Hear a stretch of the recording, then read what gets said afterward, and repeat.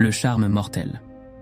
Dans les années 1970, un tueur charismatique, Ted Bundy, séduit et terrifie l'Amérique avec son visage avenant et ses manières impeccables, masquant une soif de sang insatiable.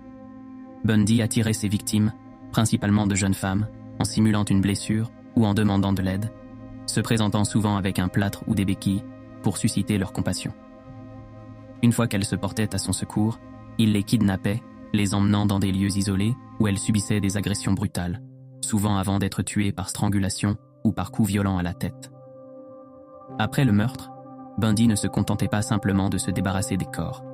Il revenait fréquemment sur les scènes de crime pour commettre des actes de nécrophilie, conservant parfois des souvenirs macabres de ses victimes. Sa capacité à changer d'apparence et son habileté à échapper à la capture pendant si longtemps le rendaient encore plus dangereux.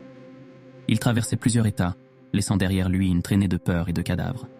En 1978, après avoir échappé 2 fois à la police et continué à tuer, Bundy est finalement arrêté et reconnu coupable de nombreux meurtres, avouant plus de 30 victimes avant son exécution en 1989. Comment un homme comme Ted Bundy a-t-il pu utiliser son charme et son intelligence pour cacher sa nature monstrueuse si longtemps? Que révèle cette histoire sur notre capacité à percevoir le mal derrière le masque de la normalité?